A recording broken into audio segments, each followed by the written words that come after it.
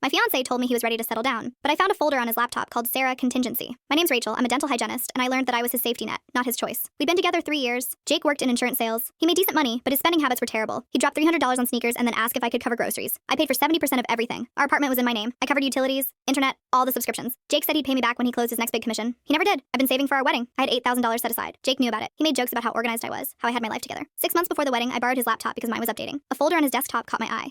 Contingency. Sarah was his ex from college. They'd broken up 5 years ago. She lived in Seattle. I knew she existed, but I'd never felt threatened. I clicked the folder. There were hundreds of messages. Downloaded from Facebook Messenger, Instagram, texts, organized by date. I started reading. Jake had been messaging Sarah the entire time we'd been together. Not constantly, just enough, checking in every few months, asking how she was, telling her he thought about her. She'd gotten engaged 2 years ago. Jake's messages got more frequent. He told her he hoped she was sure, that she deserved someone who understood her. She got married last year. Jake stopped messaging for a while. Then 4 months ago, he started again. Sarah had posted on Facebook about marriage being hard. Jake sent her a message. You know I'm always here if you need someone to talk to. She didn't respond. He messaged again 2 weeks later. Said he'd been thinking about the summer they spent in Portland, how he'd never connected with anyone like that since. She responded, politely. Said she was working through things with her husband. Jake kept going. He told her he was engaged now too, but that he sometimes wondered what would have happened if they'd stayed together, if she ever thought about him. Sarah told him she loved her husband and to please stop messaging her. The most recent message was from 2 weeks earlier. Jake said he understood, but that he'd always care about her, that if things ever changed, he'd be there. The folder had a text document titled Timeline. It listed Sarah's relationship milestones, when she got engaged, married, when she posted about difficulties. Jake had been tracking her. There was another document titled Options. It was a list, literally a pros and cons list. Rachel, stable, financially secure, good career, marriage ready. Sarah, real connection, best relationship ever had, worth waiting for. I felt sick.